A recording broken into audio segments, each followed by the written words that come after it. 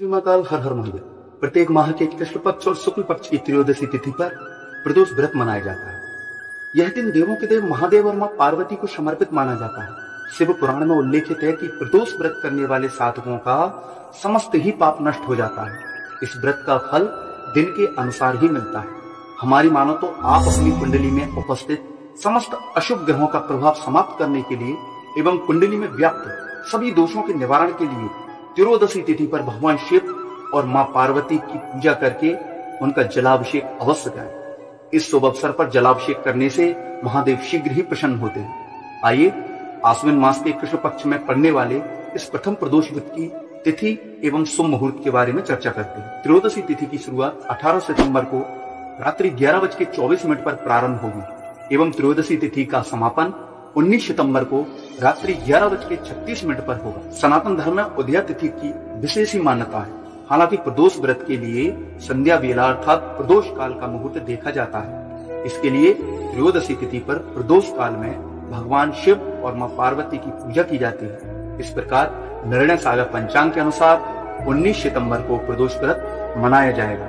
साथ ही शुक्रवार होने के कारण इसको शुक्र प्रदोष व्रत कहा जाएगा। प्रदोष व्रत के पूजा मुहूर्त की बात करें तो 19 सितंबर को शुक्र प्रदोष व्रत पर पूजा के लिए शाम 6:21 से 8:43 का जो समय है वो बड़ा ही शुभ रहेगा और इस प्रदोष काल में पूजा के लिए आपको कुल 2 घंटे 21 मिनट का समय प्राप्त होगा।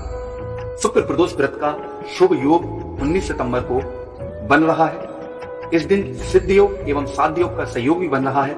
इस शुभ मुहूर्त पर भगवान शिव और मां पार्वती की पूजा करने से भक्तों की समस्त मनोकामना पूरी होती है। चलिए जानते हैं प्रदोष व्रत का महत्व क्या है। हिंदू धर्म में इस व्रत का खास ही महत्व बताया गया है। इस व्रत को रखने से शिव जी और मां पार्वती की कृपा से घर में सुख समृद्धि एवं शांति आती है। शादीशुदा जीवन के लिए, शीघ्र विवाह के लिए या करियर आदि में सफलता के लिए या जन्म कुंडली में आ रही समस्त दोषों के निवारण के लिए यह व्रत बहुत ही फलदायी माना गया है। प्रदोष व्रत का जो पूजा मुहूर्त है वह 19 सितंबर को 6:21 से 8:43 का बड़ा ही शुभ योग रहेगा। पूजा के लिए आपको 2 घंटे 21 मिनट का समय मिलेगा।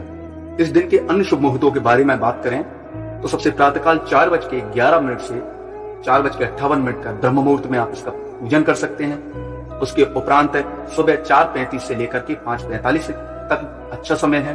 अभिजीत मुहूर्त 11:27 से 12:16 तक रहेगा।